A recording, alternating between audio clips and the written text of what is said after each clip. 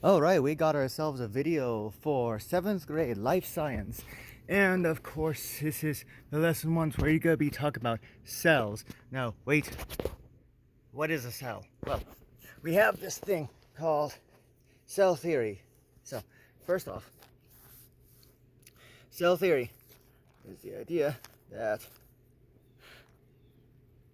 living things are made of little bits. Made of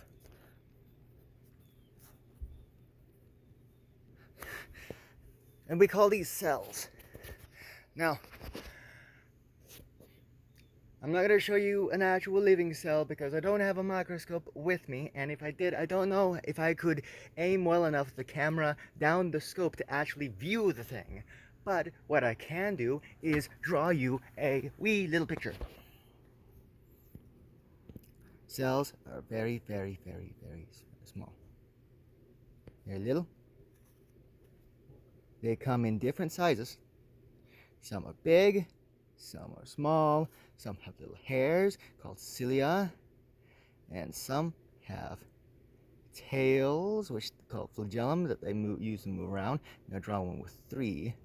All of them have nucleuses, which are like the brain of the thing, and little organelles that are like organs all throughout. And we are all made out of them. Our blood is made out of blood cells. Our skin is made out of skin cells. There are 4 skin cells together. Our muscles are made out of muscle cells. There's a little muscle cell. They're long. And we have nerve cells, which actually look like trees with a trunk and then roots, and then the nucleus is up there. Those are nerve cells. Those are brain cells up in your head, in your noggin. Branches, those are called dendrites. Anyway, so we are all made out of cells because we are living things. See that grass right there? Those are living things. See those trees? Those are living things. How do we know they are alive? That is very simple. First of all, they eat. Yeah, you see this right here? These plants, they feed from the sun, and they breathe. They breathe the air through their leaves, and they take in the sun through their leaves. I eat food with my mouth, and I breathe out my mouth and nose. And I hear the cawing of birds. I see an insect. Actually, there we go. Can we zoom? Yeah. That wasp right there, that wasp eats and it breathes. That is one of the first signs that you know that something is alive. They make energy by eating, by breathing, or by taking in sunlight and all that kind of stuff. They also make more of themselves. That wasp, it's gonna make, well, if it's a queen, it's gonna make more wasps. Actually, no, they zoom back in on that thing. That's a mud dauber. They don't have queens, but it's gonna make baby wasps. And people come from people, and these little plants right here, they come from other little plants. This weed growing up right here, that is gonna make other little weeds. Those trees come from other parent trees. This cat right here came from another cat. And these that I'm showing you all are called multicellular organisms. Multicellular meaning they have more than one cell. In fact, this cat right here is going to be made up of many, many millions. It's going to have skin cells. It's going to have, and let me see your eyes. It's going to have eye cells. Gonna have blood cells that make up the blood. Gonna have all these little tiny bits. All the parts of this creature are made up of many smaller bits that we call cells. All of them making more of themselves. All of them also taking in nourishment from inside of us. This cat's skin is nourished by its blood, which are made out of blood cells that carry nourishment to everywhere. Hey, don't bite me. The same thing with this little Christmas cactus. It is, dude, are you flowering? No, those leaves.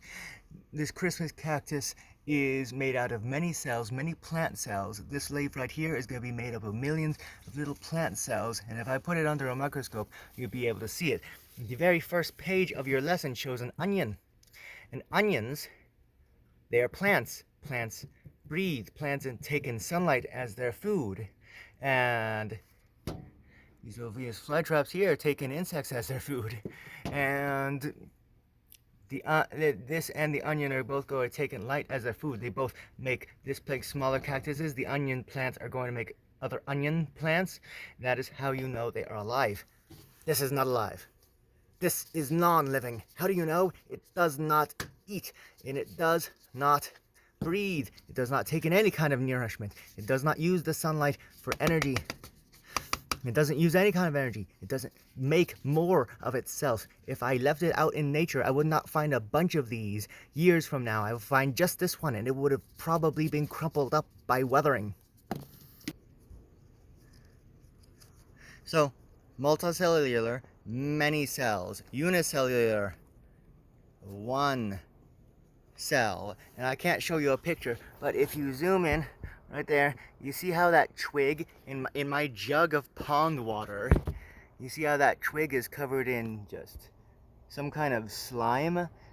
That was made by unicellular organisms, single-celled organisms. Organism being a very fancy word for living thing. So living things of one cell banded together to make a slime to cover that thing, so that to make them safe. This thing is actually it's pond water. It's going to be filled with all kinds of unicellular organisms. That's why you don't drink pond water, kids. It's filled with germs. Germs are unicellular organisms, by the way. Just unicellular, one cell. Organism, that just means living thing. And non-living, I'm not going to define that. That means it's not alive. And a cell. There we go. Cell was discovered by Dutch people.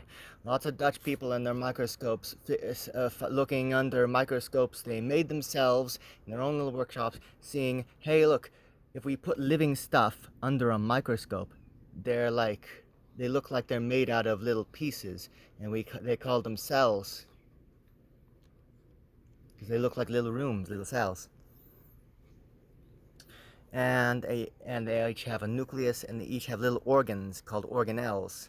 They have littler parts inside them, and these are all technically alive. A cell is the littlest bit that can still be called alive. If you took one of your skin cells, put it under a microscope, it could still be alive. But if you take a piece of it, the piece is not enough to be alive. A cell is the smallest bit that can still be living. As I said, the cell theory is that all living things are made up of cells, of little bits